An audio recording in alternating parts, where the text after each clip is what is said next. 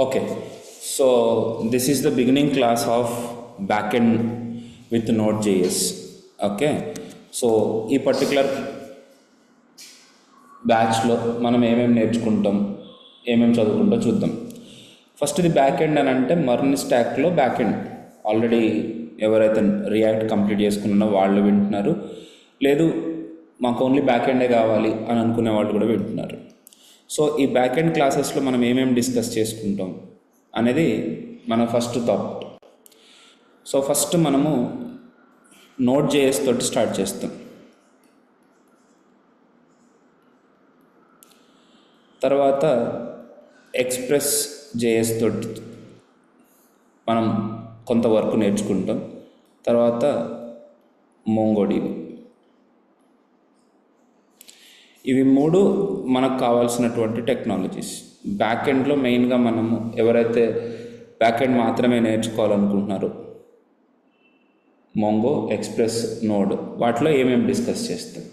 Okay, so first just ఇది ఎందుకు అనేది మీకు తెలియకపోవచ్చు, దీంట్లో ఏమేమి తెలుసుకుంటామని చెప్తున్నాను. సో Node.jsని యాజ్ ఎ ప్లాట్ఫామ్గా నేర్చుకోబోతున్నాం. This is for platform. Platform అంటే ఏంటి?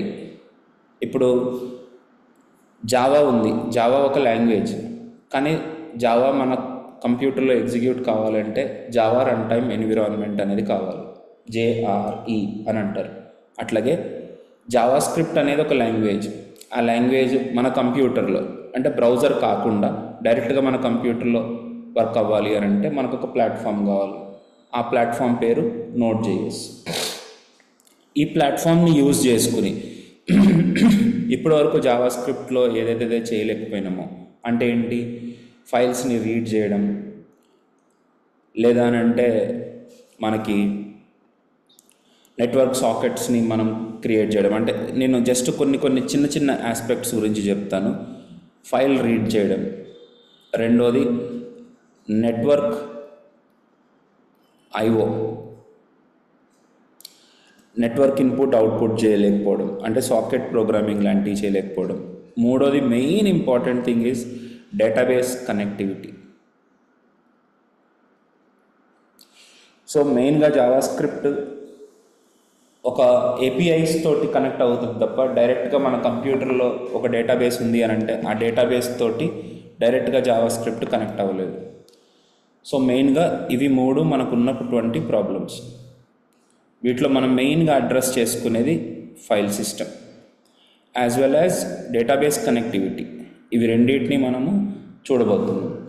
సిచ్యువేషన్స్ని తగ్గట్టుగా మనము ఆ పనులు చేస్తూ ఉండాలి, రైట్. ఇప్పుడు అట్లాగే నెట్వర్క్ IO అనేది మనము సాకెట్ ప్రోగ్రామింగ్ ఇవి కూడా చేయబోతున్నాం. ఇవి మెయిన్గా మన Node.jsలో మనం ఏమేమి చేయొచ్చు అనేదాన్ని చెప్పడానికి నేను చూపించేది. అండ్ Node.js ప్లాట్ఫామ్ అని అంటే it is something like executable, అంటే ఏదైనా జావా స్క్రిప్ట్ కోడ్ని డైరెక్ట్గా ఎగ్జిక్యూట్ చేయగలిగేదాన్ని Node.js అని అంటాం. ఇప్పుడు మరి Express.js అంటే ఏంటి? It is a framework.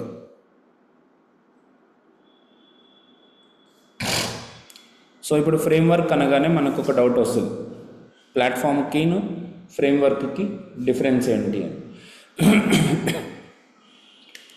React.js is a library, Angular is a framework.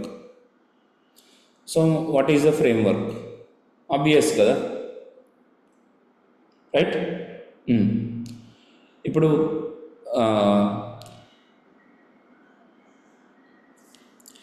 మనం ఒక వెబ్ అప్లికేషన్ కానీ ఏదైనా ఒక మొబైల్ అప్లికేషన్ కానీ ఇలాంటివి డెవలప్ చేయాలనుకోండి, మనము ప్యూర్ లాంగ్వేజెస్లో చేసేసుకోవచ్చు. అది పెద్ద విషయం కానే కాదు. ప్యూర్ లాంగ్వేజెస్ అంటే జావా యూజ్ చేసుకుని డైరెక్ట్గా మనం మొబైల్ అప్లికేషన్ చేయడం పెద్ద ఇష్యూ కాదు. అలాగే C# యూజ్ చేసి మొబైల్ అప్లికేషన్ చేయడం ఇష్యూ కాదు. అలాగే జావా యూజ్ చేసి మనము వెబ్ అప్లికేషన్ క్రియేట్ చేయడం కూడా పెద్ద ఇష్యూ కాదు. కానీ ఓకే, అలాగే ఇప్పుడు ఒక సింగిల్ పేజ్ అప్లికేషన్ తయారు చేయడానికి జావా యూజ్ చేయడం కూడా, జావా స్క్రిప్ట్ యూజ్ చేయడం ఈజ్ ఆల్సో ఫైన్. మరి రియాక్ట్ ఎందుకు నేర్చుకుంటున్నాం? Of course that is a library. React నేర్చుకోవడం వల్ల మనకు వచ్చే లాభం ఏంటి? React library provides you some more better features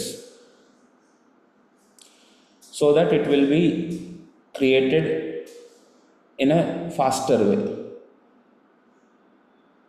suppose for example మనం ఒక పెద్ద హౌసింగ్ సొసైటీలో ఉన్నాం అనుకోండి, పెద్ద హౌసింగ్ సొసైటీలో ఉన్నాం. దానివల్ల మనకు వచ్చే బెనిఫిట్ ఏముంటుంది? నార్మల్గా మనం ఒక నార్మల్ ఇండిపెండెంట్ హౌస్లోనో ఎక్కడ ఉండడానికినో హౌసింగ్ సొసైటీలో ఉండడానికి డిఫరెన్స్ ఏముంటుంది? So yes, exactly. Not only that, ఇప్పుడు మనకి ఒక డ్రైనేజ్ సిస్టమ్ కానీ, లేకపోతే కామన్ లిఫ్ట్లు కానీ, లేకపోతే ఓపెన్ స్పేస్ కానీ, చైల్డ్ ఏరియా కానీ, మీరు పార్కింగ్ కానీ, ఇవంతా ఒక ఆర్గనైజ్డ్ వేలో ఉంటాయి. సో మన లైఫ్ కూడా ఆర్గనైజ్డ్ వేలో ఉండొచ్చు.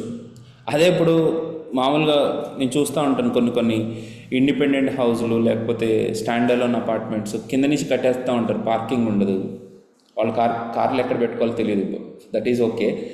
ఈవెన్ వాళ్ళ గల్లీలో ఏదైనా చిన్న పెళ్ళి జరిగినా మొత్తం లాక్ అయిపోతూ ఉంటుంది. మళ్ళీ అక్కడి నుంచి ఇక్కడి నుంచి తిరిగి రావాల్సి వస్తుంది.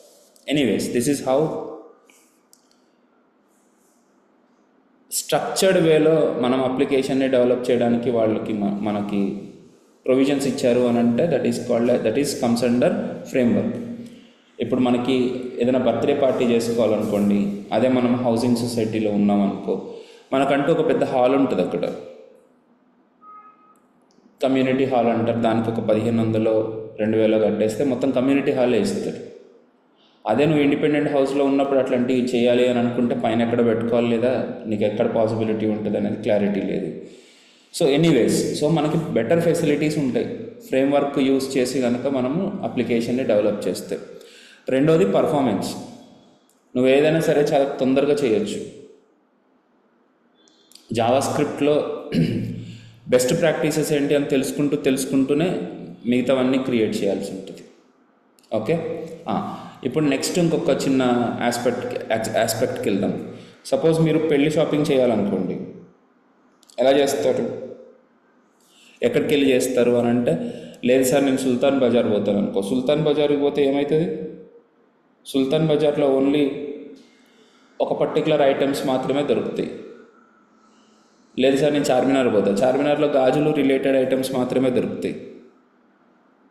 నువ్వు ఇట్లా చూసుకుంటే మాల్కి వెళ్ళావనుకో, కాస్ట్లీ ఉంటుంది, కానీ అక్కడ అన్ని రకాల ఐటమ్స్ దొరుకుతాయి. అక్కడే ఫుడ్ తినేసి, అక్కడే పిల్లలు ఆడేసుకుని, అక్కడి నుంచే మనం రిటర్న్ అయిపోవచ్చు విత్ పార్కింగ్. ఒకసారి నువ్వు సుల్తాన్ బజార్కి కానీ చార్మినార్కి కానీ వెళ్ళి చూడు, తెలుస్తుంది. Just for the shopping. అక్కడ ఆర్గనైజ్డ్గా ఉండవు, రైట్? సో ఇక్కడ కూడా అంతే. ఫ్రేమ్వర్క్స్ని యూస్ చేసుకుంటే మన కోడ్ని మనం ఆర్గనైజ్డ్గా పెట్టుకోవచ్చు. So that in the future మనకి ఏదైనా అవసరం వచ్చినా సరే ఈజీగా మాడిఫై చేసుకోవడానికి ఉంటుంది. సో ఆ రకంగా వెబ్ అప్లికేషన్స్ కోసం ఒక ఫ్రేమ్వర్క్ కావాల్సి వచ్చింది. ఆ ఫ్రేమ్వర్క్ పేరు Express.js. సో ఈ ఫ్రేమ్వర్క్లో మనం ఏమేమి నేర్చుకోబోతున్నాం? ద వెరీ ఫస్ట్ థింగ్ ఏంటి అని అంటే రిక్వెస్ట్ రెస్పాన్స్. ఇది చాలా ఫండమెంటల్ అనుకున్నాను నేను, చాలా ఫండమెంటల్ అనుకున్నాను. కానీ ఈవెన్ 10-15 సార్లు చెప్పిన తర్వాత కూడా మీకు క్లారిటీ రావట్లేదనే విషయం నాకు అర్థమైంది. ఎందుకు రావట్లేదు అని అంటే నన్ను తిట్టుకుంటున్నారేమో పొరపాటున, చాలా రాంగ్. మీరు ఇంపార్టెన్స్ ఇవ్వక. సో రిక్వెస్ట్ ఎట్లా చేస్తాము, రెస్పాన్స్ ఎట్లా ఇస్తాం, అక్కడి నుంచి స్టార్ట్ అవుతుంది పని. సో రిక్వెస్ట్ చేసే పని మనం ఎక్స్ప్రెస్ చేయదు. Express is only to receive the request. Express is only to receive the request. So రిక్వెస్ట్ని ఎట్లా రిసీవ్ చేసుకోవాలనేది కూడా ఇంపార్టెంట్. అట్లాగే రెస్పాన్స్ని ఎట్లా సెండ్ చేయాలనేది కూడా ఇంపార్టెంట్. సో ఈ రిక్వెస్ట్ రిసీవ్ చేసుకునే పద్ధతి, రెస్పాన్స్ని పంపించే పద్ధతి Express.js చూసుకుంటుంది. రెండోది మిడిల్వేర్స్. మిడిల్ వేర్స్ అంటే ఏంటంటే రిక్వెస్ట్ రెస్పాన్స్కి మధ్య, ఇప్పుడు మనకు రిక్వెస్ట్ వస్తుంది కదా, రిక్వెస్ట్కి వచ్చే ముందు ఓకే, రిక్వెస్ట్ని మనం ఏదైనా మాడిఫై చేయాలన్నా మిడిల్ వేర్స్ అనేవి అవసరం అవుతూ ఉంటాయి. సో యాజ్ ఎక్స్ప్రెస్ మొత్తం అన్నీ చేయలేదు, దానికి కొన్ని ఎక్స్టర్నల్ లైబ్రరీస్ కూడా కావాల్సి వస్తుంది. ఆ ఎక్స్టర్నల్ లైబ్రరీస్ని మనము మిడిల్ వేర్స్ ద్వారా ప్రొవైడ్ చేసుకుంటాం. సో ఇప్పుడు రజనీష్ లాంటి వాళ్ళు అనొచ్చు అనమాట, ఏమనంటే మిడిల్ వేర్స్ ఎందుకు, ఎక్స్ప్రెస్ అన్నీ ప్రొవైడ్ చేయొచ్చు కదా అనేసి. ఎస్, ఎక్స్ప్రెస్ యాక్చువల్గా ప్రొవైడ్ చేస్తుంది, కానీ ఎక్స్ప్రెస్ ఉన్న టీము ఇది ఓపెన్ సోర్స్. ఎక్స్ప్రెస్ అనే సాఫ్ట్వేర్ డెవలప్ చేయడానికి ఒక టీం ఉంటుంది కదా, వాళ్ళు ఎంత అని చూస్తూ ఉంటారు. ఈ లోపల ఎవడికో ఒక మంచి ఐడియా వచ్చింది, ఇంప్లిమెంట్ చేశాడు, వాడు డైరెక్ట్గా వాడి మిడిల్ వేర్ని తీసుకొచ్చి ఎక్స్ప్రెస్తో కలుపుకుని వాళ్ళ అప్లికేషన్ని ముందుకు తీసుకెళ్ళొచ్చు. So middlewares are always good అనమాట. They are called plug and play. నీకు ఇంకా ఒక బెటర్ ఫీచర్ కావాల్సి వచ్చింది అని అంటే జస్ట్ ఒక మిడిల్ వేర్ని యాడ్ చేస్తే. ఇప్పుడు ఫర్ ఎగ్జాంపుల్ మీకు ఈ టీవీస్ గురించి పెద్దగా ఓకే, ఈ టీవీలో జియో టీవీ వస్తుందా?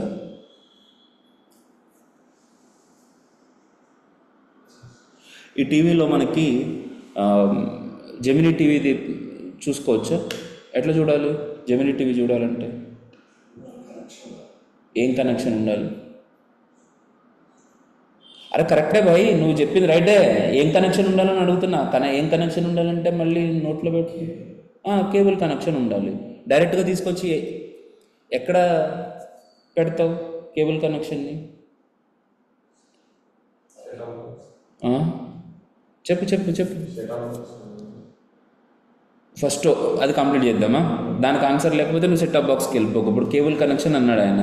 కేబుల్ కనెక్షన్ ఎట్లా పెడతావు దానికి? కేబుల్ కనెక్షన్ అనేది ఒక వైర్ వస్తుంది, ఆ వైర్ తీసుకెళ్ళి ఎక్కడ పెడతావు? లేవు.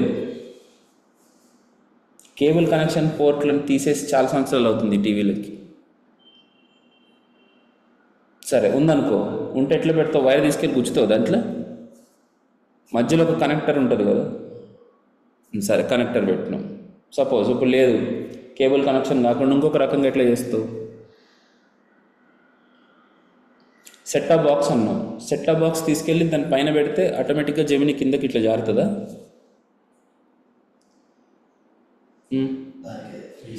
సో ఇప్పుడు నీకు శాటిలైట్ నుంచి ఇక్కడికి నీకు కనెక్షన్ రావాలంటే మధ్యలో ఏం కావాలి? Set-top box. ఈరోజు నీకు జియో మంచిగా అనిపించింది, జియో వాడుతున్నావు. రేపు పొద్దున్న అనిపించింది నీకు జియో వాడు మస్తు కాస్ట్లీ చేస్తున్నాడు అని చెప్పి నువ్వు ఇమ్మీడియట్గా ఎయిర్టెల్కి షిఫ్ట్ అయిపోయిద్దాం అనుకున్నావు. కుదురుతుందా? కుదరదా? ఎట్లా కుదురుతుంది? ఏది సెట్టాప్ బాక్స్ని పోర్ట్ చేస్తావా నువ్వు?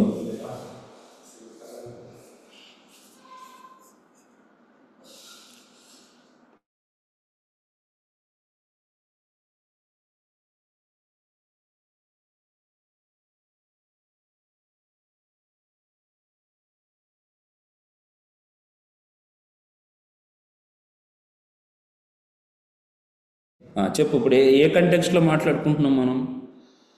సెట్టాప్ బాక్స్ ఉంది, అక్కడ నేను ఒక పాయింట్ చెప్పాలా, ఆ పాయింట్ చెప్పడానికి నేను ట్రై చేస్తున్నా. ఆ సెట్టాప్ బాక్స్ని ఏం చేస్తావు? జియో సెట్టాప్ బాక్స్ని తీసేసి ఎయిర్టెల్ సెట్టాప్ బాక్స్ తీసుకొస్తావు. Yes, that box is called middleware. అట్లా మిడిల్ వేర్ ఉంటే ఈ మిడిల్ వేర్ నీకు పనికొచ్చినంత వరకు దాన్ని యూజ్ చేసుకుని, అది కాదు ఇంకా దీనికంటే బెటర్ మిడిల్ వేర్ ఉంది అని అనుకుంటే దీన్ని జస్ట్ రిమూవ్ చేసేసి ఆ మిడిల్ వేర్ పెట్టుకోవచ్చు. అదే అన్నీ ప్లగ్ అండ్ ప్లే అంటారు. అది కూడా నచ్చలేదు నీకు, హ్యాత్వే బాక్స్ తీసుకొస్తావు, అది కూడా నచ్చలేదు, ఇంకొక బాక్స్ తీసుకొచ్చుకుంటావు. ఇవి మిడిల్ వేర్స్ అని అంటే. ఇప్పుడు మీకు అర్థమవ్వచ్చు కాకపోవచ్చు, ఇంతకుముందు మనకి ఈ యాప్స్ ఇవన్నీ లేకుండే మన ఓల్డ్ టీవీస్లో. ఓన్లీ ప్లెయిన్ ప్యానల్ ఉండే. ఆ ప్యానల్ ఏం చేస్తే ఆ ప్యానల్ని కనుక మనం స్మార్ట్ టీవీ చేసుకోవాలనుకో, అదే I mean to say LCD TVs ఉండేవి కదా, దానికి ఈ స్మార్ట్నెస్ ఉండేది కాదు, ఈ యాప్స్ అన్నీ ఉండేవి కాదు. మరి వాటి కోసం ఏం చేసేటోడివి? అమెజాన్ ఫైర్ స్టిక్ అని, లేకపోతే గూగుల్ క్రోమ్ క్యాస్ట్ అని, ఇట్లాంటి కొన్ని డివైజెస్ ఉండేవి. వాటిని తీసుకొచ్చి వెనకాల కనెక్ట్ చేసుకోవడం ద్వారా మన టీవీలో కూడా ఫైర్ స్టిక్ ఆన్ చేసుకుంటే దాంట్లో కూడా యాప్స్ కనపడుతూ ఉండే. So this is how middleware works, right? ఇప్పుడు ఆ మిడిల్ వేర్స్ని నేను ప్రాక్టికల్గా టేక్స్ టైం.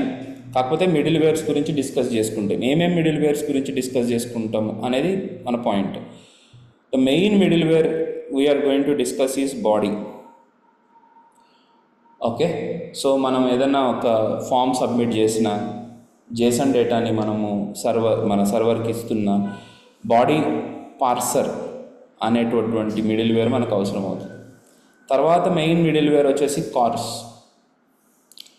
సో మన అప్లికేషన్ ఒక పోర్ట్ నెంబర్ మీద రన్ అవుతూ ఉంటే ఆ పోర్ట్లో నుంచి వచ్చే వెబ్ రిక్వెస్ట్లు మాత్రమే ఈ బ్యాక్ ఎండ్ అప్లికేషన్స్ యాక్సెప్ట్ చేస్తాయి. ఒకవేళ మనము సపరేట్ వేరే అప్లికేషన్స్ ఉన్నాయనుకో, ఆ అప్లికేషన్స్ నుంచి వచ్చే రిక్వెస్ట్లు ఇది యాక్సెప్ట్ చేయదు. సో అలాగా యాక్సెప్ట్ చేయాలన్నా, వాటిని హ్యాండిల్ చేయాలన్నా కార్స్ అని ఒక మిడిల్ వేర్ మనకు అవసరం అవుతుంది. అదే రకంగా మీరు పగ్ అని చెప్పేసి ఇంకొక మిడిల్ వేర్ ఉంటుంది, పగ్ అని. యాక్చువల్గా ఇది టెంప్లేట్ ఇంజిన్.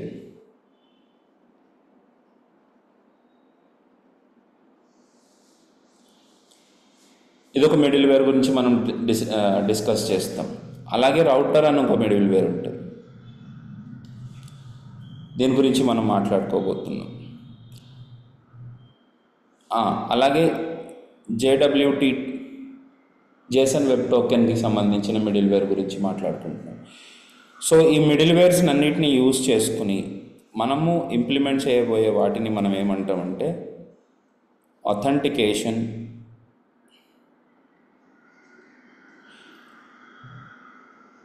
ఆథరైజేషన్ ఇంప్లిమెంట్ చేస్తూ కంప్లీట్ API క్రియేషన్ మనం చేయబోతున్నాం అన్నమాట. వెబ్ APIస్ని మనం ఎలా క్రియేట్ చేసుకోవాలనేది మనం ఇక్కడ చూడబోతున్నాం. This is the role of Express.js middlewares. దీంతోపాటు మోంగూస్ అనేటటువంటి ఒక మిడిల్ వేర్ అనడానికి లేదు, అదొక ప్యాకేజ్ అండర్ Express.js. దాన్ని మనము DB కనెక్టివిటీ గురించి వాడతాం. డేటాబేస్ని కనెక్ట్ చేయడానికి మోంగూస్ అనేదాన్ని వాడతాం. సో వీటిని మనం మెయిన్గా Express.jsలో చూడబోతున్నాం. తర్వాత మోంగోడిబిలో యాజ్ అ డెవలపర్గా మీకు పెద్ద రోల్ ఏమి ఉండదు. మెయిన్గా మీరు రాయాల్సింది క్వెరీ. అంటే మోంగోడిబిలో డేటా ఉంటే దాంట్లో నుంచి డేటాని ఎట్లా తెచ్చుకోవాలి, దాంట్లోకి డేటాని ఎట్లా ఇన్సర్ట్ చేయాలి.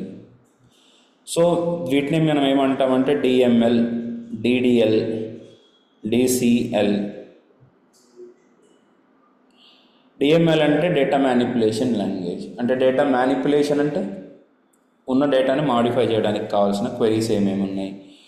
డేటా డెఫినేషన్ లాంగ్వేజ్, ఒక మనం డేటాని ఇన్సర్ట్ చేసే ముందు ఆ డేటా ఎట్లా ఉండాలి అనేది మనం డిఫైన్ చేయాలనుకుంటాం. అదంత అవసరం లేదు, ఎందుకంటే మోంగోడిబి ఈజ్ నో SQL, అది ఎట్లా ఉన్నా యాక్సెప్ట్ చేస్తుంది. తర్వాత DCL కంట్రోల్, దాన్ని రిస్ట్రిక్ట్ చేయడం. ఓకే, క్వెరీలు ఇవన్నీ కలిపి DQL. సో ఇట్లా మనం క్వెరీ చేయడం ఎట్లా అనేది నేర్చుకుంటాం. దీంతో పాటు మీకు నేను ఇచ్చేది ఏంటి అని అంటే డిజైన్ ప్రిన్సిపల్స్ ఏంటి.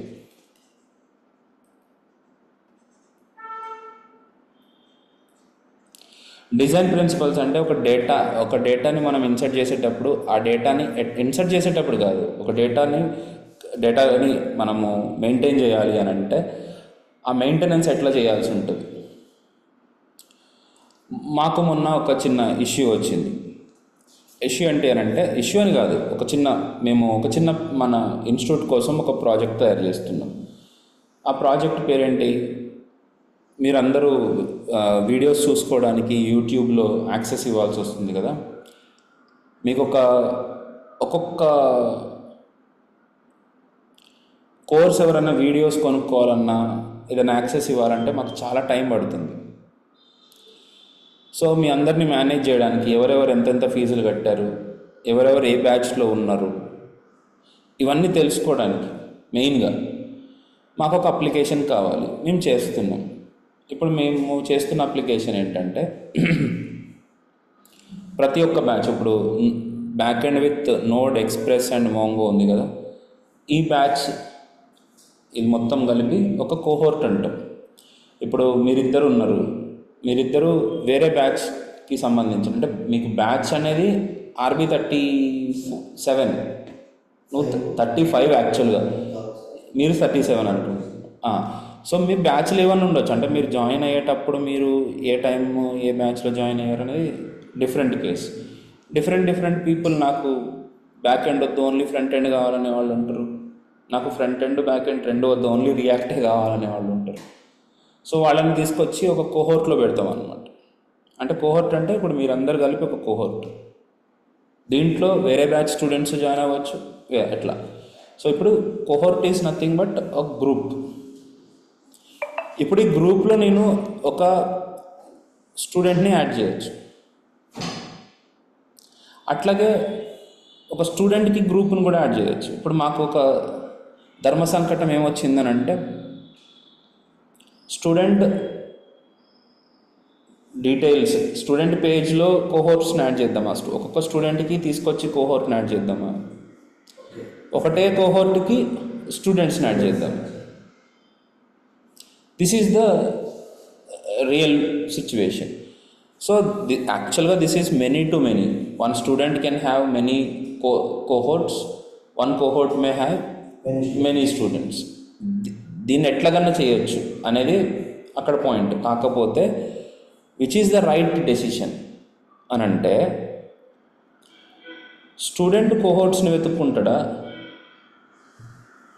కోహోర్ట్లు స్టూడెంట్స్ని వెతుక్కుంటాయా? అంటే ఏం లేదు నాన్న, ఏ కోహోర్ట్లో ఏ స్టూడెంట్స్ ఉన్నారని నాకు రోజు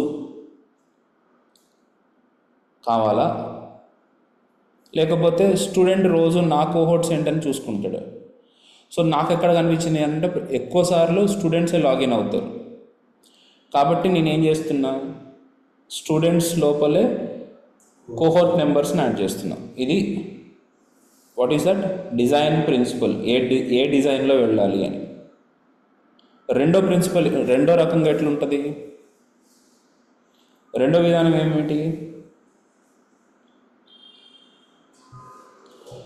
కోహోర్ట్స్ క్రియేట్ చేస్తాం కదా, కోహోర్ట్లో ఏమేమి స్టూడెంట్స్ ఉన్నారని యాడ్ చేసుకుంటూ పోవడం. దీనివల్ల బెనిఫిట్ ఏముంటుంది నాకు వర్క్ ఈజీ అవుతుంది.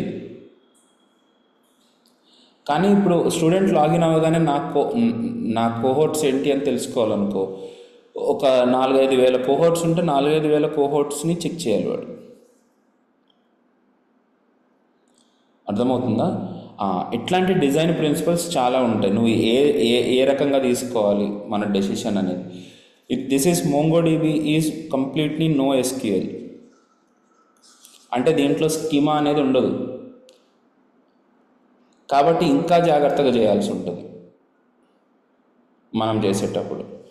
సో అట్లా డిజైన్ ప్రిన్సిపల్స్ని నేను ఇక్కడ అడ్రస్ చేస్తాను. తర్వాత ఇంకొక పాయింట్ ఏంటంటే indexing. What the hell is this indexing అంటే,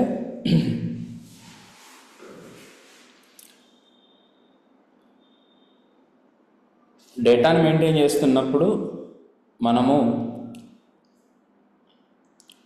ఏ పర్టికులర్ ప్రాపర్టీని బేస్ చేసుకుని ఆర్డర్లో పెట్టుకుంటాం. సపోజ్ అసలు మనకు ఒక ఆర్డర్ అంటూ లేదు, ఇన్సర్ట్ చేసినట్టుగానే మనం మెయింటైన్ చేస్తున్నాం అనుకో. ఇన్సర్ట్ ఇప్పుడు నా దగ్గర ఒక 10,000 రికార్డులు ఉన్నాయి, దాంట్లో వెంకట్రావు అనే పర్సన్ ఉన్నాడా లేదా అని చెక్ చేయాలనుకో. ఎట్లా చెక్ చేస్తావు? అట్లా అంటావా? మరి నేమ్ దగ్గరికి వెళ్ళి వెంకట్రావు అంటావా?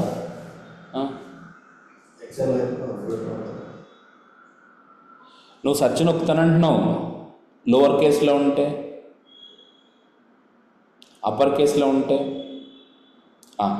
సో ఎనీవేస్, ఇప్పుడు 10,000 రికార్డులలో ఒక్కొక్క పేరు చూసుకుంటూ రావాలి. మన కర్మ కొద్దీ లాస్ట్ రికార్డ్ అయింది అనుకో వెంకట్రావు, చాలా ఘోరంగా ఉంటుంది కదా. సరే, సో మనం అట్లా కాకుండా మనం పెట్టుకునే రికార్డ్స్ అన్నీ నేమ్ని బేస్ చేసుకుని, ఫస్ట్ నేమ్ని బేస్ చేసుకుని సార్టెడ్ ఆర్డర్లో ఉన్నాయనుకో. అంటే ఫస్ట్ అభిషేక్, ఆశ్రిత, అక్షయ, ఇట్లా ఏ తోటి స్టార్ట్ అయ్యేవాళ్ళు. తర్వాత డి తోటి అంటే ఎవరెవరైతే ఉన్నారో, బి తోటి ఉంటే బాలు, భాస్కర్, భార్గవి, భావన, వీళ్ళందరూ. సి తోటి ఖ్యాతి, చరణ్, చెర్రీ, వీళ్ళందరూ. తర్వాత ధనుష్, వీళ్ళందరూ. ఇట్లా వచ్చి లాస్ట్లో ఉంటాడు ఆయన వెంకట్రావు. అట్లాంటప్పుడు నేను స్టార్టింగ్ నుంచి చూడను కదా, డైరెక్ట్గా వి ఎక్కడుందో అక్కడికి వెళ్ళిపోతారు, వెళ్ళిపోయి అక్కడ సెర్చ్ చేసుకుంటా. ఇదొక పద్ధతి, ఇదొకటి. నెక్స్ట్ ఫోన్ నెంబర్స్ని బేస్ చేసుకుని కూడా మనం పెట్టవచ్చు.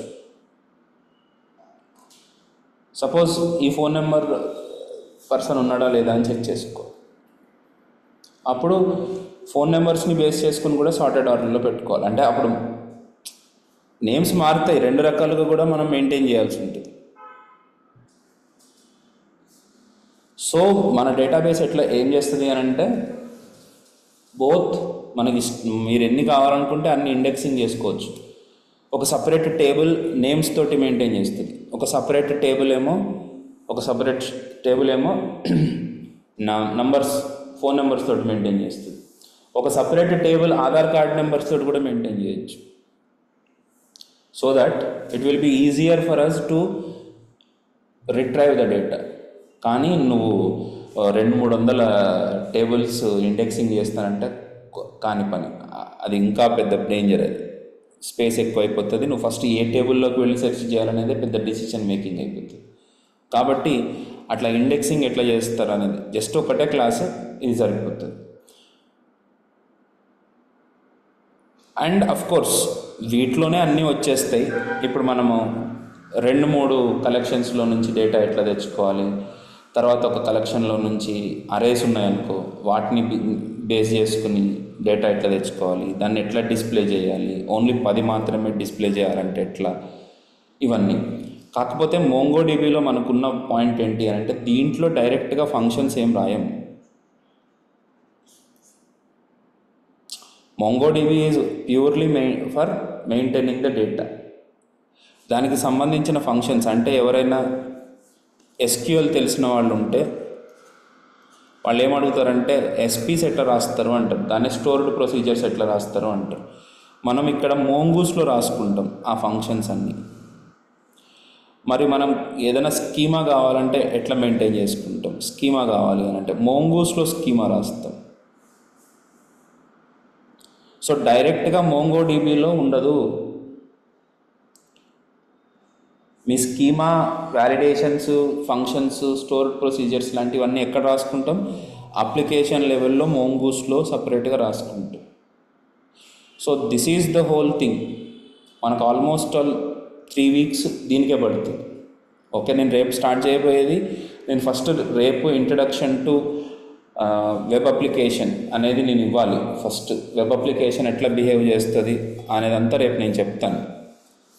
ఓకే, నెక్స్ట్ నేను డైరెక్ట్గా మోంగోడిబి స్టార్ట్ చేస్తాను.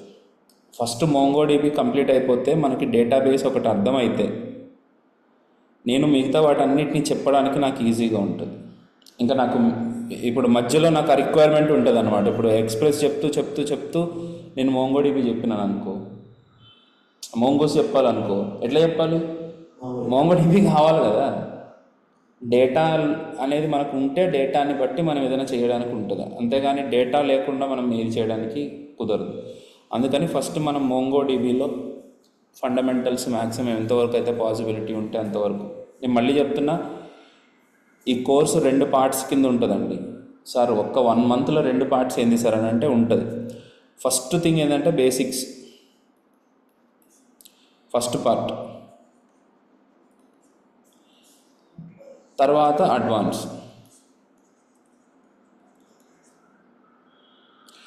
సో బేసిక్స్లోకి వచ్చేసరికి కొంచెం కాదు, మోంగోడిబి ఆల్మోస్ట్ ఇప్పుడు ఇండెక్సింగ్ అనేది ఉంది. ఇండెక్సింగ్ అనేది ఇప్పుడు బేసిక్స్కి అవసరం లేదు. సో మోంగోడిబిలో క్వెరీయింగ్ ఎలా చేస్తాము అనేది మనం తెలుసుకుని ఇమ్మీడియట్గా నోడ్కి వెళ్ళిపోతాం. నోడ్ జేఎస్లో కోడ్ ఎట్లా ఎగ్జిక్యూట్ చేస్తారు, కోడ్ ఎగ్జిక్యూషన్ ఎట్లా ఉంటుంది, ఎఫ్ఎస్ అంటే ఏంటి, ఫైల్ సిస్టమ్ అంటే ఏంటి, కొన్ని ప్యాకేజెస్ ఉన్నాయి. ఆ ప్యాకేజెస్ని మనం చెప్పుకొని దాన్ని ఇమ్మీడియట్గా ఎక్స్ప్రెస్కి వెళ్ళిపోతుంది. ఎక్స్ప్రెస్ డీప్గా వెళ్తూ ఉంటుంది. ఎక్స్ప్రెస్లో స్టార్టింగ్ నుంచి మన ప్రాసెస్ ఎట్లా ఉంటుంది అని అంటే రౌట్స్ క్రియేట్ చేయడం ఎట్లా, ఓకే, పంక్ ఎట్లా యూజ్ చేస్తాం, సరే టెంప్లెట్ ఇంజిన్ అంటే ఏంటి, ఇవన్నీ బేసిక్స్లో చెప్పుకుంటాం. నెక్స్ట్ అడ్వాన్స్కి వచ్చేసరికి మోంగోడిబిలో ఇండెక్సింగ్ మెయిన్ అదే, రైట్. అట్లాగే ఇప్పుడు మోంగూస్ ఇక్కడ చెప్తున్నాము, అది ఓన్లీ బేసిక్ మోంగూస్లో ఫంక్షన్స్ ఎట్లా రాస్తాం, స్కీమా కొంతవరకు ఇంట్రడ్యూస్ చేసేస్తా. స్కీమా లేకుండా అసలు ఏం చేయలేవు నువ్వు దీంట్లో ఎక్స్ప్రెస్లో. తర్వాత ఫంక్షన్స్ ఎట్లా రాస్తాం, స్కీమాని ఇంకా బాగా ఎలా డిఫైన్ చేసుకుంటాం, ఓకే. అండ్ సబ్ స్కీమాస్ ఎట్లా ఉంటాయి, మోడల్స్ ఎలా క్రియేట్ చేసుకుంటాం, ఇవన్నీ కూడా దీంట్లో మోంగోస్కి సంబంధించిన దాంట్లో ఉంటాయి. After that we will be discussing about web sockets.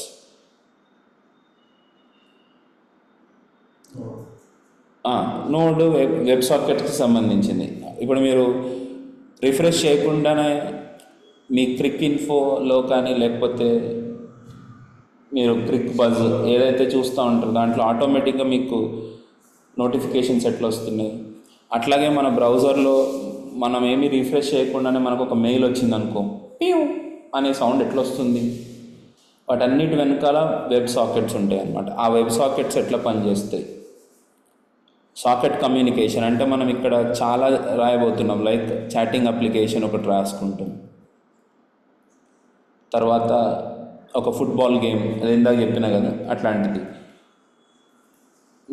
మీరు కూడా ఉన్నట్టున్నారు, మొన్న మేము చూపించినప్పుడు మేము ఒక వెబ్ అప్లికేషన్ మనం చేసినాం కదా, రియాక్ట్లో ఒక అప్లికేషన్ చేసుకున్నాం కదా. ఏంటి అప్లికేషన్, మనకి కన్స్ట్రక్షన్ కంపెనీలో ఆర్డర్స్ వస్తూ ఉంటాయి, ఆర్డర్స్ని మనము మెయింటైన్ చేస్తూ ఉండాలి. Manager dashboard. సో ఇప్పుడు మేనేజర్ డాష్బోర్డ్లో ఆటోమేటిక్గా ఇప్పుడు ఎవరన్నా ఏజెంట్ ఇట్లా ఆర్డర్ పెట్టిండనంటే మేనేజర్ డాష్బోర్డ్లోకి రావాలి కదా, న్యూ ఆర్డర్ రిసీవ్డ్ అని. నువ్వు రిఫ్రెష్ చేయకుండా ఎట్లా తెలుస్తుంది నీకు ఇది అని అంటే అగైన్ వెబ్ సాకెట్స్. సో ఈ వెబ్ సాకెట్స్ అన్నీ ఎట్లా పనిచేస్తున్నాయి. అలాగే మనము JWT అథెంటికేషన్ అనేది ఇక్కడ రాసుకుంటాం. నేను స్టార్టింగ్లో చెప్పాను ఇవన్నీ కుకీస్. మెయిన్ నా వర్క్ అంతా ఎట్లా ఉంటుందంటే CRUD ఆపరేషన్స్ ఇంప్లిమెంట్ చేయడమే నా పని దీంట్లో బేసిక్స్లో. తర్వాత దానికి security, best practices. For example ఇప్పుడు ఇక్కడ కుకీస్ నుంచి స్టార్ట్ చేస్తా. కుకీస్, సెషన్స్, తర్వాత JWT, ఇవి 3 యూజ్ చేసి అథరైజేషన్ కానీ అథెంటికేషన్ కానీ ఎట్లా చేస్తాం. దీంతోపాటు SSL సర్టిఫికెట్ని ఎట్లా ఇంక్లూడ్ చేస్తాం. ఓకే, మనమే ఒక చిన్న SSL సర్టిఫికేట్ క్రియేట్ చేసుకుని దాంట్లో పెట్టేసుకోవడమే. దానికి ఒక ప్రైమరీ కీ ఉంటుంది, పబ్లిక్ కీ ఉంటుంది, దాంతో ఎన్క్రిప్ట్ చేయడం, డిక్రిప్ట్ చేయడం. ఇది కొద్దిగా లెవెల్ 2 లెవెల్ అన్నమాట. దీని తర్వాత మీకు వీటితో పాటు తర్వాత మీరు ఎక్స్ప్రెస్లో అప్లికేషన్ డెవలప్ చేసినప్పుడు కంట్రోలర్స్ అని ఉంటాయి. కోడ్ని బెస్ట్ వేలో ఎట్లా రాయాలి, కంట్రోలర్స్గా ఎట్లా రాయాలి, రౌట్స్గా ఎట్లా రాసుకోవాలి, వీటన్నిటిని మనం సపరేట్గా చూసుకుంటూ ఉంటాం. దీని తర్వాత మనం ఒక దీని తర్వాత మనం ఒక ప్రాజెక్టు, ఎస్పెషలీ ఏపీఐ జనరేషనే మన మెయిన్ ప్రాజెక్ట్ అనమాట. రియాక్ట్ అప్లికేషన్ తోటి కానీ జావా స్క్రిప్ట్ అప్లికేషన్ తోటి కానీ ఇంటిగ్రేట్ ఎట్లా అవుతుంది, ఇవన్నీ కూడా అడ్వాన్స్ పార్ట్లో చెప్తా ఉంటాం. సో ఓవరాల్గా this is how we start, what do we discuss about these all things అనేది నేను ఇక్కడ డిస్కస్ చేయడం జరిగింది. అండ్ దెన్ మనం బేసిక్లో ఏం నేర్చుకుంటాం, అడ్వాన్స్లో ఏం నేర్చుకుంటాం. సో నేను స్పీడ్గానే వెళ్తూ ఉంటాను. నాకు జావా స్క్రిప్ట్ రాదు సార్ అని అంటే మాత్రం ఐ కాంట్ హెల్ప్. దీంట్లో కాల్ బ్యాక్ ఫంక్షన్ అంటే ఏంటి, ఫంక్షన్ కాల్ అంటే ఏంటి, పారామీటర్స్ అంటే ఏంటి, ఇవన్నీ తెలిసి ఉండాలి. లేకపోతే ఒకసారి బ్రషప్ చేసుకోండి జావా స్క్రిప్ట్ క్లాసెస్, ఈవెంట్స్, ఇవన్నిటిని మనం ఇక్కడ డిస్కస్ చేద్దాం. Okay, any questions? నాకు అందరూ తెలిసిన వాళ్ళే దీంట్లో, అపార్ట్ ఫ్రమ్ సూర్యనారాయణ.